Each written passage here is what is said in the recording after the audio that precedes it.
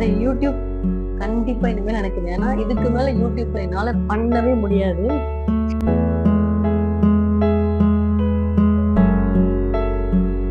எல்லாருக்கும் வணக்கம்.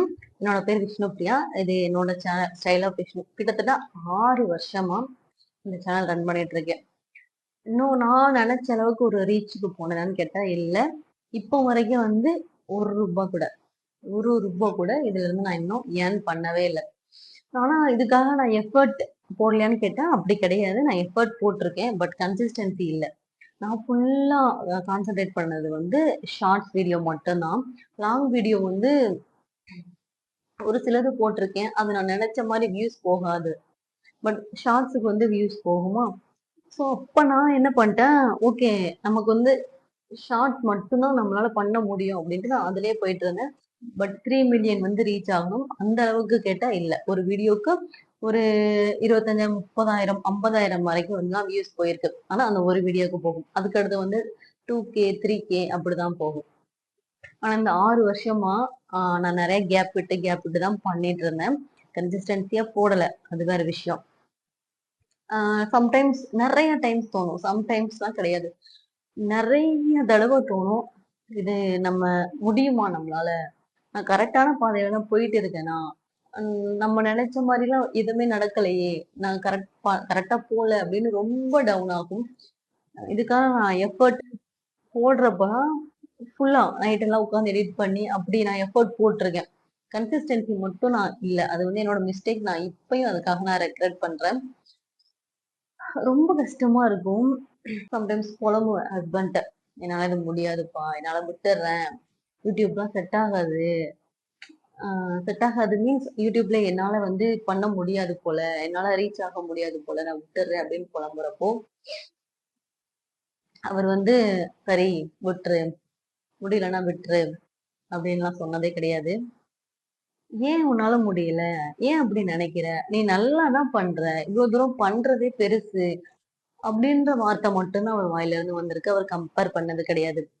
நீ இத்தனை வருஷமா சேனல் வச்சிருக்க என்ன பண்ணிட்ட அப்படின்னு ஒரு கம்பேர் கூட பண்ணதே கிடையாது. பட் சுத்தி இருக்க எல்லாரும் முக்காவாசி பேர்கிட்ட நக்கலா கேட்பாங்கல்ல.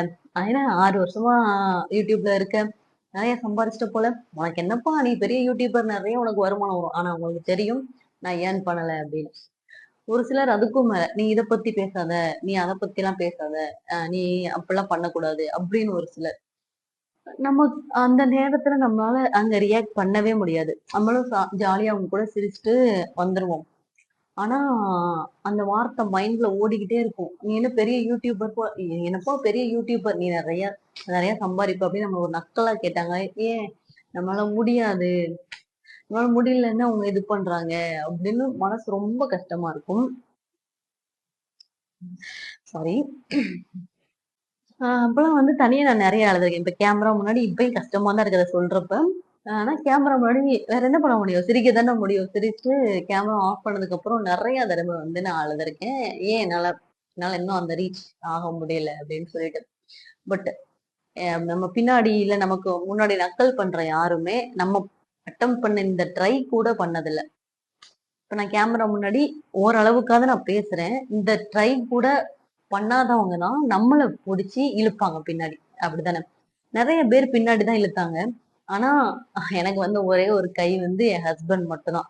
எனக்கு தெரிஞ்ச ஒரே ஒரு கை என்ன தூக்கி விடுறதுக்காக இருந்த ஒரே ஒரு கை என் ஹஸ்பண்ட் மட்டும்தான்.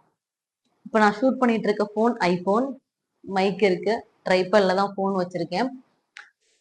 இது எல்லாமே வந்து ஹஸ்பண்ட் தான் வாங்கி குடுத்தாங்க. ஒரு ஃபோன் மாத்தணும் அப்படின்றப்போ, ஐஃபோன் தான் வாங்கி குடுக்கணும் அப்படின்னு வந்து அவங்க அவங்க அப்ப என் மேல எந்த அளவுக்கு நம்பிக்கை வச்சிருக்காங்க. நான் ஐஃபோன் வேணும்னு கேட்கவே கிடையாது. ஆனா, இவ வந்து வீடியோ ஷூட் பண்றா, வீடியோ எடுக்கிறா, நம்ம ஐஃபோன் வாங்கி குடுக்கலாம். அப்போ அவங்க என் மேல வச்சிருக்க நம்பிக்கை வந்து எவ்ளோ பெருசு, எவ்ளோ பெருசு. அதுக்கு ஈடா வேற எதுவுமே வராது. எத்தன பேர் வந்து நம்ம நக்கல் பண்ணாலும், நம்மள வந்து டிமோட்டிவேட் பண்ணாலும், இந்த மனுஷன் இவ்ளோ நம்பிக்கை வச்சிருக்காரு. ட்ரைபாடு, மைக்கு கூட ஓகே. ஐஃபோனே வாங்கி குடுக்குறாருன்னா, அப்போ உன்னால முடியும் அப்படின்னு சொல்லாம சொல்றாருன்னு தானே நம்மளுக்கு அர்த்தம். ஸோ அந்த பாயிண்ட் என்னைய ரொம்ப மோட்டிவேட் பண்ணுச்சு. இந்த 2026ல வந்து நான் என்னோட சோசியல் மீடியா க்ரௌத் வந்து அடுத்த ஸ்டெப்புக்கு நான் கொண்டு போயிருக்கேன்னு என்னால இப்ப நல்லாவே சொல்ல முடியுது. ஏன்னா இன்ஸ்டாகிராம்ல நல்ல growth இருக்கு. ஆஹ் நான் கொஞ்சம் என்ன சொல்ல நிறைய கத்துருக்கேன். இப்ப யார் என்ன நினைச்சாலும் பரவாயில்ல, பேசலாம், தோன்றத பேசலாம், யாராவது ஒருத்தருக்காவது யூஸ் ஆகும் அப்படின்ற இடத்துக்கு நான் இப்ப வந்திருக்கேன். கண்டிப்பா ஒரு நாள் கண்டிப்பா ஒரு நாள் நான் இந்த யூடியூப்ல ஏர்ன் பண்ணுவேன். அது எனக்கு தெரியும். அது வந்து நம்மள பார்த்து கிண்டல் பண்ணவங்க முன்னாடி பாத்தியா அப்படின்னு வந்துட்டேன் அப்படிங்கிறதுக்காகலாம் இல்ல. வியூஸ்க்காகவும் இல்ல, காசுக்காகவும் இல்ல. அந்த மனுஷன் என் மேல வச்ச நம்பிக்கைக்காக மட்டும். இந்த ஒரு நம்பிக்கைக்காக மட்டும்தான். வாழ்க்கையில நமக்கு ஒரே ஒருத்தர் இருந்துட்டா போதும். நம்பிக்கை கொடுக்க. இது யாரா வேணா இருக்கலாம். அவங்க அண்ணனோ, தம்பியோ, ஹஸ்பண்டோ, அப்பாவோ, யாரா வேணா இருக்கலாம். ஃப்ரெண்டோ யாரா வேணா இருக்கலாம். ஆனா நம்பிக்கை குடுக்கறது, அந்த ஒரு நம்பிக்கை மட்டும் குடுத்துட்டா போதும். அத பிடிச்சுட்டு நம்ம எந்த எக்ஸ்ட்ரீம்க்குனாலும் போகலாம்ல. ஸோ அப்படி என் லைஃப்ல இருக்க ஒரு பெர்சன் தான் என்னோட ஹஸ்பண்ட். நாங்க வந்து லவ் மேரேஜ் தான். ஸோ அப்பயே நான் சேனல் வச்சிருந்தேன். நாங்க லவ் பண்ணிட்டு இருக்கும் போதே நான் சேனல் வச்சிருந்தேன். ஸோ நீங்களும் ஏதாவது பண்ணணும்னு நினைச்சிட்டு இருக்கீங்க. சுத்தி இருக்கவங்களாம் உங்களை இது பண்றாங்க அப்படின்னா அவங்களுக்குள்ள நீங்க டச்சே வச்சுக்காதீங்க. நீங்க ஒரு இது வேணாம் விட்டுறலாம் அப்படின்னு நினைக்கிறப்போ உங்கள மோட்டிவேட் பண்றதுக்குன்னு ஒருத்தவங்க இருப்பாங்க. உங்கள சுத்தி 1000 பேர் கேலி, கிண்டல், இல்ல உன்னால முடியாது அப்படின்னு சொன்னாலும், உங்களுக்காக ஒரே ஒருத்தவங்க இருப்பாங்க. உங்க கைய கெட்டியா பிடிச்சுக்கோங்க. விட்றாதீங்க. நீங்க ஒரு குரோத்துக்கு போனதுக்கு அப்புறமும் அவங்கள விட்றாதீங்க. ஸோ அந்த இடத்துக்கு போயிட்டோம், திரும்பிலாம் பார்க்கக்கூடாது அப்படின்னு நினைச்சுக்கிறாதீங்க. இந்த வீடியோ கண்டிப்பா என்ன மாரி ஸ்ட்ரகிள் பண்ணிட்டு இருக்க ஒவ்வொரு கன்டென்ட் கிரியேட்டருக்கும் ஒரு என்ன சொல்றது? ஒரு டர்னிங் பாயிண்டா இருக்கும்னு சொல்லிட்டு நான் நம்புறேன். கண்டிப்பா உங்கள ஒருத்தராவது வாழ முடியும்னு சொல்லியிருப்பாங்க. நீங்க சுத்தி இருக்க அந்த 10 பேர் கேலி பண்றதெல்லாம் பார்ப்போம். அந்த ஒருத்தர் சொல்றத நம்ம வந்து பெருசா எடுத்துக்க மாட்டோம்.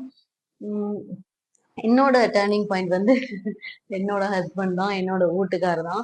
இத நான் வந்து ஷேர் பண்ணணும்னு தோணுச்சு. இத வந்து ஒரு கன்டென்ட் இல்ல. இந்த வீடியோ ஒரு கன்டென்ட் மட்டும் கிடையாது. இது வந்து உள்ள இருந்து வர ஒரு எமோஷன். இந்த மனுஷனுக்கு நான் சொல்லணும்னு நினைச்சேன். Thank you. Thank you for motivating me. இந்த 2026 தான் என் வாழ்க்கையில வந்து மிகப்பெரிய சேஞ்ச். தேங்க்யூ. வீடியோ ஃபுல்லா பார்த்துருந்தீங்கன்னா ரொம்ப ரொம்ப தேங்க்யூ. சப்ஸ்கிரைப் பண்ணிக்கோங்க. ரொம்ப ரொம்ப தேங்க்யூ. நீங்க ஆசைப்பட்டு தொடங்கின ஒரு விஷயத்த எப்பவும், எதுக்காகவும், அடுத்தவங்களுக்காக விட்டுறவே கூடாது. தொடர்ந்து பண்ணிட்டே இருங்க. அதுக்கான ரிசல்ட் இப்ப தெரியாம இருக்கலாம். சில வருடங்கள் ஆகலாம், சில நாட்கள் ஆகலாம், சில மாதங்கள் ஆகலாம். ஆனா கண்டிப்பா அதுக்கான ரிசல்ட்ட பார்க்காம இருக்க மாட்டீங்க. All the best. பை.